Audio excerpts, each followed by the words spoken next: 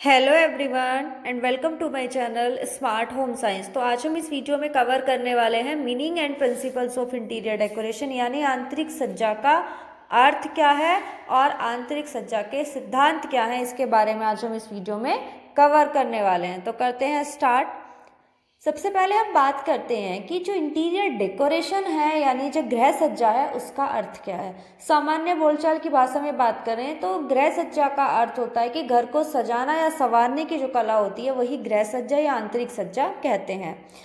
मतलब आप अपने घर को सजा रहे हैं, संवार रहे हैं, उसी की कला को गृह सज्जा कहते हैं। यानी आप जो डेकोरेशन कर रहे हैं, अपने घर को सजा रहे हैं, वो ऐसा हो जो दूसरा पर्सन उसको देखे तो उसको अपनी ओर आकर्षित करे, एक प्लीजेंट फीलिंग क्रिएट करे, ठीक है, उसको आकर्षित करे, देखने में सुंदर लगे। और इंटीरियर डेकोरेशन यानी अगर आप घर की सजावट कर रहे हैं, सज्जा कर रहे हैं, तो उसका मतलब नहीं है कि आप घर को सौंदर्य रूप से अच्छा बनाएं, ठीक है, इसका मतलब ये बिल्कुल नहीं है। बल्कि जो आप अपने घर को, यही नहीं कि भाई बाहर से अच्छा दिखा रहे हैं, घर के अंदर जाके देखें तो आपकी वस्तु भी अस्त व्यस्त पड़ी हैं, कोई अच्छे से उसमें कोई प्रिंसिपल्स नहीं आपने डिज़ाइन या आर्ट के रखे हुए हैं, ठीक है। बल्कि आपका रूम, आप क्या कर रहे हैं, अपने घर को तो सुंदर दिखाई रहे हैं, बल्कि जो उसके अंदर की जो वस्तुएं हैं उनको इस तरीके से व्यवस्थित करें कि वो बिल्कुल एक क्या करें, रिदम, हार्मनी का इफेक्ट क्रिएट करें। यानी कह सकते हैं कि एकता हो उनमें, उसके साथ साथ लय, अनुपात, संतुलन और समानता का विभाग वो क्या करें, प्रकट करें, वो ही क्या कहलाएगी, गृह सज्जा कहलाएगी, ठीक है। अब हम बात करते हैं स्टेला सुंदरराज। तो स्टेला सुंदरराज ने क्या कहा है इंटीरियर डेकोरेशन के बारे में कि आंतरिक सज्जा एक सृजनात्मक कला है जो एक साधारण घर की भी काया पलट कर सकती है। मतलब एक ऑर्डिनरी हाउस है उसको भी चेंज कर सकती है, ये क्या होती है, इंटीरियर डेकोरेशन होती है। यह घर में रहने वालों की मूलभूत एवं सांस्कृतिक आवश्यकता एवं घर में जितने भी आपके उपलब्ध स्थान है या उपकरण है उनके मध्य बैलेंस बनाने की कला है, और घर को एक प्लीजेंट एटमॉस्फेयर क्रिएट करने की क्या है, एक कला है, आर्ट है। कौन, interior decoration, according to Stella Sundarraj. अब हम बात करते हैं कि कौन कौन से फैक्टर ऐसे हैं जो कि इंटीरियर डिजाइन को अफेक्ट करते हैं। सबसे पहला है स्ट्रक्चरल फैक्टर, सेकंड है एनवायरमेंटल फैक्टर, थर्ड है मेजर इक्विपमेंट जो कि फर्नीचर है, एंड फोर्थ वन है अदर फैक्टर जो कि अफेक्ट करते हैं। सबसे पहले हम बात करते हैं स्ट्रक्चरल फैक्टर की। तो स्ट्रक्चरल फैक्टर में क्या आता है कि जो मकान की संरचना है, आप जिस भी घर में डेकोरेशन कर रहे हैं तो उसमें मकान की संरचना कैसी है, ये बात भी आपकी अफेक्ट करती है किसको, इंटीरियर डेकोरेशन को, ठीक है।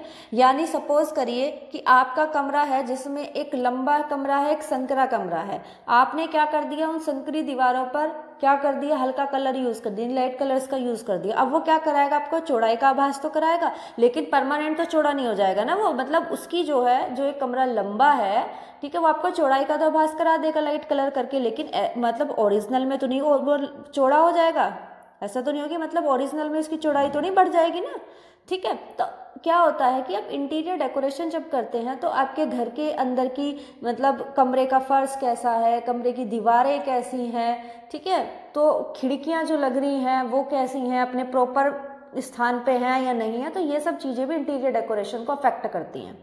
ये सब किस में आ जाएंगी, स्ट्रक्चर फैक्टर में आ जाएंगी, ठीक है। अब हम बात करते हैं, सेकंड है एनवायरमेंटल फैक्टर। तो एनवायरमेंटल फैक्टर भी इफेक्ट करता है। यानी फर्स्ट है टेम्परेचर। यानी आप जहाँ भी इंटीरियर डेकोरेशन करोगे अकॉर्डिंग टू टेम्परेचर करेंगे। कैसे कि अगर वहाँ पे आपको कैसा होगा कि गर्म होता है टेम्परेचर, ठंडा होता है या औसत रहता है, इसके अकॉर्डिंग आपको इंटीरियर डेकोरेशन की जाती है। तो आपको जब मकान बनाते समय तो इस चीज़ का भी, आपको तापमान का भी ध्यान रखकर ही मकान खुला या आपको बंद क्या करवाया जाएगा, बनवाया जाता है। दरवाजे और खिड़कियों की संख्या भी इस बात पर ही निर्भर करती है कि वहाँ का, जहाँ आप घर बना रहे हैं वहाँ का टेम्परेचर कैसा है, ठीक है। अगर आपका जो घर है वो ठंडे स्थानों में है तो वहाँ पे इंटीरियर डेकोरेशन यानी आंतरिक सज्जा किस प्रकार की जाएगी, ताकि वो गर्मपन की हमें अनुभूति दे। लेकिन अगर किसी का घर ठंडे स्थानों पे है तो वो कैसी कराएंगे कि हमें गर्मपन की अनुभूति दे। लेकिन अगर किसी का घर गर्म स्थानों में है तो वो कैसी आंतरिक सज्जा कराएंगे कि कैसी आंतरिक सज्जा की जाएगी वहाँ पे कि वो ठंडक की अनुभूति दे, ठीक है। वहीं अगर हम बात करें लाइट, तो प्रकाश की क्या होगी, कम या अधिक मात्रा भी आंतरिक सज्जा पर प्रभाव डालती है। अधिक प्रकाश वाले जो स्थान होंगे वहाँ पे हम कैसे कलर का यूज करेंगे, गहरे रंग और गहरी परिसज्जा का उपयोग करेंगे। लेकिन वहीं अगर हम बात करें कम प्रकाश वाले स्थानों में तो वहाँ हम हल्के रंगों का उपयोग करेंगे। तो टेम्परेचर, लाइट, ये दोनों भी इंटीरियर डेकोरेशन को अफेक्ट करते हैं। थर्ड वन है amount of humidity and air. Humidity और एयर भी जहाँ पे आंतरिक सज्जा की जा रही है उसको क्या करती है, अफेक्ट करती है। वहीं अगर हम बात करें मेजर इक्विपमेंट यानी फर्नीचर, फर्नीचर भी एक बहुत ज़्यादा इंपॉर्टेंट रोल प्ले करता है। यानी आपको जो भी डेकोरेशन है आप कमरे की कर रहे हैं तो पहले तो कमरा ही उसके अकॉर्डिंग बनवाना चाहिए। जैसा आपका फर्नीचर, अगर आपका फर्नीचर बड़ा है तो बड़े रूम, अगर छोटा है तो छोटे रूम, मतलब इस तरीके का आपका रूम होना चाहिए घर का कि आपका फर्नीचर ईजिली वहाँ पे आ जाए। ठीक है, और कमरा और फर्नीचर का आपस में कैसा होता है, बिल्कुल घनिष्ठ संबंध होता है। कमरे के आकार पर ही फर्नीचर की आकार, संख्या और डिजाइन निर्भर करती है।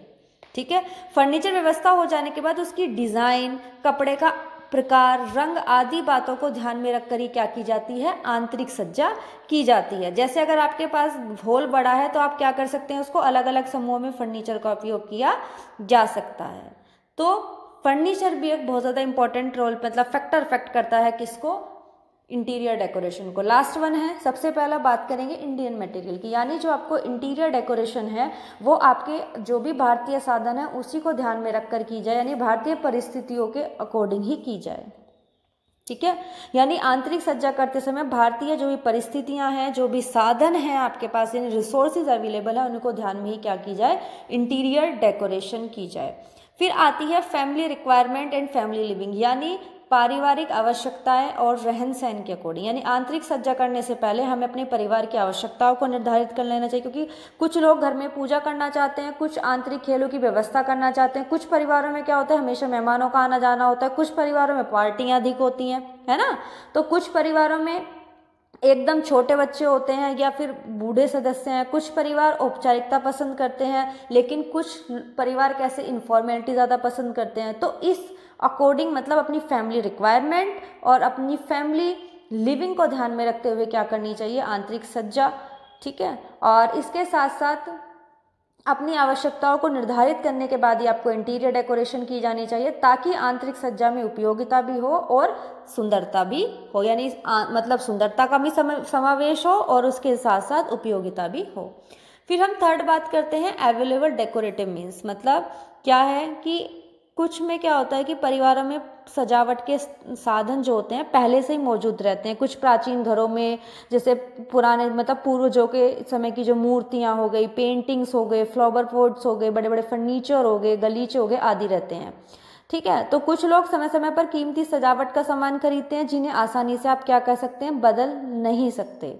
ठीक है, तो आपको क्या करना चाहिए कि जो आपके पास उपलब्ध सजावट के साधन है उनका भी यूज़ करके आपको क्या करनी चाहिए, इंटीरियर डेकोरेशन करनी चाहिए। यानी आपके पास जब आप इंटीरियर डेकोरेशन कर रहे हैं तो उस समय जो आपके पास उपलब्ध सजावट के साधन है उसी को ध्यान में रखकर ही आप क्या करें, प्लानिंग करें, ताकि उनका भी क्या हो जाए, यूज़ कर सके। आंतरिक सज्जा करते समय न केवल कमरे व मकान की संरचना को ध्यान में रखना चाहिए, बल्कि जो एनवायरनमेंट है, संपूर्ण जो वातावरण है उसको भी ध्यान में रखना चाहिए। तो ये फैक्टर थे आपके चार। फर्स्ट था स्ट्रक्चरल फैक्टर, सेकंड था आपका एनवायरमेंटल फैक्टर। एनवायरमेंटल फैक्टर में हमने क्या क्या पढ़ा, टेम्परेचर की बात करी, लाइट की बात करी और ह्यूमिडिटी और एयर की बात करी। फिर थर्ड हमने फर्नीचर पढ़ा और फोर्थ था क्या क्या, इंडियन मटेरियल के अकॉर्डिंग हो, फैमिली रिक्वायरमेंट और फैमिली लिविंग और अवेलेबल डेकोरेटिव मीन्स। तो ये सब थे जो फैक्टर अफेक्ट करते हैं इंटीरियर डेकोरेशन को। अब हम बात करते हैं प्रिंसिपल्स क्या है हाउस डेकोरेशन, यानी गृह सज्जा के सिद्धांत क्या हैं। सबसे पहले बात करें ब्यूटी यानी सुंदरता। अब हम बात करते हैं, फर्स्ट है ब्यूटी। ब्यूटी यानी सुंदरता, मतलब जो आपने हाउस डेकोरेशन की है वो देखने में कैसी लगे, सुंदर लगे, यानी सुंदरता का अनुभव करे, लोगों को आकर्षित करे। ठीक है, और सुंदरता शब्द का साधारण अर्थ अच्छी डिजाइन और आकर्षक वस्तुओं से होता है, यानी जो आप इसमें डिजाइन कर रहे हैं वो भी कैसी हो, सुंदर हो, यानी अच्छी हो। सुंदर राज ने क्या कहा है, सुंदरता वह तत्व गुण है जो इंद्रियों को क्या करता है, आनंदित करता है और आत्मा को भी क्या करे, अनुभूति प्रदान करने, सेटिस्फेक्शन मिले। ठीक है, और उसमें क्या हो, जो आपने कला मतलब जो डिजाइन यूज किए हैं उसमें अनुपात, संतुलन, बल, लय, दोहराव, इन सब का भी समावेश हो और देखने में मतलब कैसी लगे, वो सुंदरता का अनुभव करे। वही अगर हम बात करें एक्सप्रेसिवनेस, सेकंड प्रिंसिपल क्या होता है, एक्सप्रेसिवनेस का मतलब है अभिव्यक्ति, यानी जो भी आपने डेकोरेशन की है वो कुछ ना कुछ क्या करे, एक्सप्रेस करे। घर में आप किसी भी वस्तु का जब चुनाव करते हैं, सजावट करते हैं या फिर आप कोई भी परिसज्जा करते हैं तो उसके लिए आवश्यक है कि जो वस्तु का आप चयन कर रहे हैं वो कुछ विचार या भाव प्रकट करे। ठीक है। फिर है अधिक रुचिप्रद घर, चाहे वह छोटे हो या बड़े, वही होते हैं जो कुछ ना कुछ क्या करते हैं, एक्सप्रेस करते हैं। तो अब आगे क्या है कि प्रत्येक भवन में, प्रत्येक अच्छी डिजाइन वाले कमरे में स्वयं की कुछ अभिव्यक्ति होती हैं, चाहे वह प्रसन्नता की हो, विश्राम की हो या फिर क्या हो, शांति की हो। 4 मुख्य भावों का वर्णन किया जा रहा है। सबसे पहला है औपचारिक, अनौपचारिक, प्रकृतिजन्य और आधुनिक। सबसे पहले अगर हम बात करें फॉर्मेलिटी की, तो ऐसे घर जो कि औपचारिक भाव अभिव्यक्त करते हैं, क्योंकि अभी हमने बात की कि ऐसे ही हो डेकोरेशन, होम डेकोरेशन ऐसी हो जो कुछ ना कुछ क्या करे, एक्सप्रेस करे। तो फर्स्ट है कि फॉर्मेलिटी, जो ऐसे घर जो कि औपचारिक भाव अभिव्यक्त करते हैं वह प्रतिष्ठा, शक्ति, आरक्षित और प्रभाव की अभिव्यक्ति भी देते हैं। और अगर आप इस प्रभाव को कैसे प्रस्तुत करने वाले लक्षण कौन कौन से हैं, तो उसमें बिना टूटी रेखाओं वाले मकान, बड़े स्थान, समितीय भवन का अगला भाव अर्थात घर के सामने का भाग जिसमें 2 कैसे हो, संपन्न डिजाइन हो। तो ऐसे घर कौन से होते हैं जो कि औपचारिकता का भाव प्रस्तुत करते हैं। फिर हम बात करते हैं इनफॉर्मेलिटी, मतलब ऐसे घर जो अनौपचारिकता अभिव्यक्त करते हैं वो कैसे होते हैं, मध्यम आकार के होते हैं। अनौपचारिक मतलब इम्बैलेंस, जैसे हमने बैलेंस की भी बात की थी जब हमने प्रिंसिपल की बात की थी, तो एक तो फॉर्मल की बात की थी, एक इनफॉर्मल की थी। तो जो इनफॉर्मेलिटी घर, मतलब जो ऐसे घर जो आपको मतलब अनौपचारिकता शो करते हैं वो कैसे होते हैं, अनौपचारिक संतुलन के होते हैं, टूटी रेखाओं वाले होते हैं और मध्यम आकार के होते हैं। वही अगर हम थर्ड बात करें नेचुरलनेस, प्राइमिटिवनेस का मतलब क्या है, प्रकृतिजन्य, प्राकृतिक, प्राचीनता। मतलब इस प्रकार की जो अनौपचारिकता है वह होती है जो कि प्राकृतिकता पर बल प्रदान करती है। ठीक है। फिर अगर हम बात करें मॉडर्निज्म, मॉडर्निज्म का मतलब क्या है कि आधुनिक। ठीक है। मतलब इसमें क्या किया जाता है, आधुनिक परिषद का चयन करने वाले परिवार समानता, जवान, साहसी, प्रयोगवादी, प्रभावी युक्त और वैधानिक होते हैं। मतलब जो जिसके घर क्या करते हैं, आधुनिकता को क्या करते हैं, अभिव्यक्त करते हैं। वो कैसे होते हैं, परिवार समानता वाले, जवान, साहसी, प्रयोगवादी, प्रभावी युक्त और वैधानिक होते हैं। वह ऐसी शैली में रुचि रखते हैं जो कि उनके स्वयं के दिनों को क्या कर सके, अभिव्यक्त कर सके। तो ऐसे घर कौन से होते हैं, आधुनिकता को दर्शाते हैं। ठीक है। घर मतलब कैसा हो कि सभी की आवश्यकताओं को संतुष्टि प्रदान करने वाला घर होना चाहिए, जो कि न तो किसी एक व्यक्ति के लिए नाजुक हो, ना ही दूसरे के लिए कठोर हो। ठीक है। फिर अगर हम बात करें, अब हमने कितने प्रिंसिपल कवर करे, 2। पहला कौन सा था, हमने बात की कि इसमें ब्यूटी, सुंदरता होनी चाहिए। फिर सेकंड था कुछ ना कुछ जो आपने डेकोरेशन की है वो एक्सप्रेस करनी चाहिए, यानी कुछ ना कुछ इसमें भाव दिखने चाहिए। फिर थर्ड बात करें ओरिजिनलिटी, मतलब गृह सज्जा में मौलिकता का भी महत्वपूर्ण है। मतलब जो चीज़ आप करते हैं वो ओरिजिनलिटी बेस पर होनी चाहिए। ऐसा नहीं कि आपने भारी चमक धमक के सामने जो अपनी ओरिजिनलिटी है वो उसको ही खत्म कर दी है, बल्कि मौलिकता के आधार पर ही अपनी डेकोरेशन करनी चाहिए। फोर्थ है वैरायटी। वैरायटी का मतलब क्या है कि गृह सज्जा में विभिन्नता लाकर, मतलब वैरायटी, डिफरेंट चीजें लाकर आप परिवार के सदस्यों में उमंग, आनंद, हर्ष, उत्साह और उल्लास का संचार किया जा सकता है। ठीक है। और जैसे सजावट में विविधता मौसम के अनुरूप की जानी चाहिए। जैसे गर्म ऋतु में, मतलब गर्मियों में आप क्या कर सकते हैं, घर के पर्दे, कुशन कवर, तकिए या गिलाफ आदि क्या कर सकते हैं, शीतल रंगीन।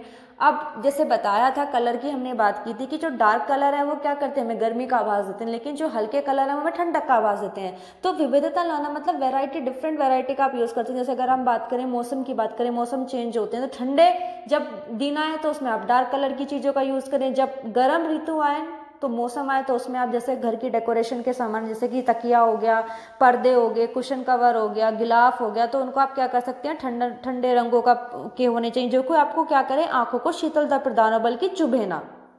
ठीक है। वहीं अगर हम बात करें गर्म ऋतु, मतलब ठंडी ऋतु में, तो आप गहरे चटक रंग के पर्दे, कुशन कवर, ऊनी कालीन आदि में सजावट की जानी चाहिए। तो इस प्रकार भी आप क्या कर सकते हैं, विविधता ला सकते हैं। गृह सज्जा में परिवर्तनों को सम्मिलित करना और घर के विभिन्न कमरों में विभिन्न शैलियों का समीकरण करना ही क्या कहलाता है, विविधता कहलाता है। ठीक है। फर्नीचर, फॉर एग्जांपल आप फर्नीचर में चेंजेस करके भी अपने घर में क्या कर सकते हैं, विविधता ला सकते हैं।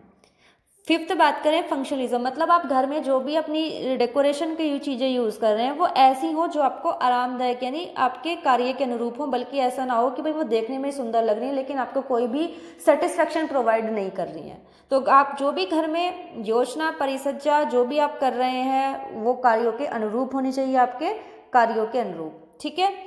कमरों की संख्या और उनकी व्यवस्था इस बात पर निर्भर करती है कि परिवार को वह कितनी अच्छी से सुविधा दे रही हैं या नहीं। केवल वो आंखों को ही सुंदर लगने वाली ना हो, बल्कि वो कैसी हो देख मतलब काम के अकॉर्डिंग हो।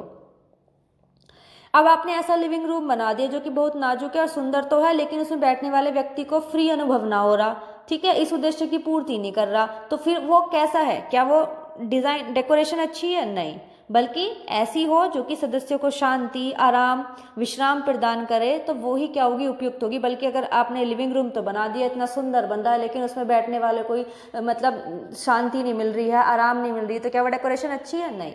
तो आप जो भी कर रहे हैं वो फंक्शन के अकॉर्डिंग मतलब कार्य के अनुरूप ही होनी चाहिए।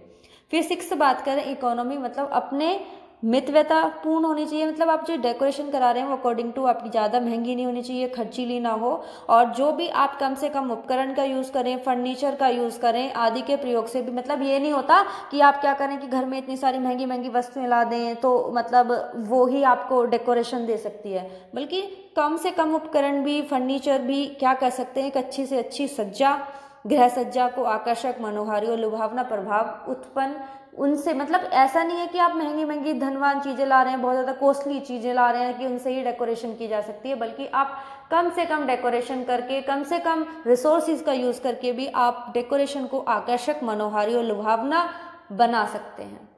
ठीक है। तो ये थे आपके कितने प्रिंसिपल? 6 प्रिंसिपल की बात करी। पहला तो हमने बात की क्या था? ब्यूटी, मतलब सुंदर होनी चाहिए जो आप कर रहे हैं डेकोरेशन। सेकंड बात करी कि कुछ ना कुछ भाव व्यक्त करनी चाहिए। थर्ड हमने बात की कि वो ओरिजिनलिटी के बेस पे होनी चाहिए, वैरायटी होनी चाहिए, विविधता। और पांचवी हमने बात करी कि ज़्यादा मतलब महंगी नहीं होनी चाहिए, खर्चीली नहीं होनी चाहिए। और फिर हमने बात करी कि कार्य के अनुरूप होनी चाहिए। तो इनके बारे में आज हमने पढ़ा। Thank you. आई होप आपको मेरी वीडियो अच्छी लगी होगी, और अगर मेरी वीडियो अच्छी लगे तो प्लीज़ लाइक करना, शेयर करना एंड सब्सक्राइब करना। Thank you. मिलते हैं नेक्स्ट वीडियो में नेक्स्ट टॉपिक के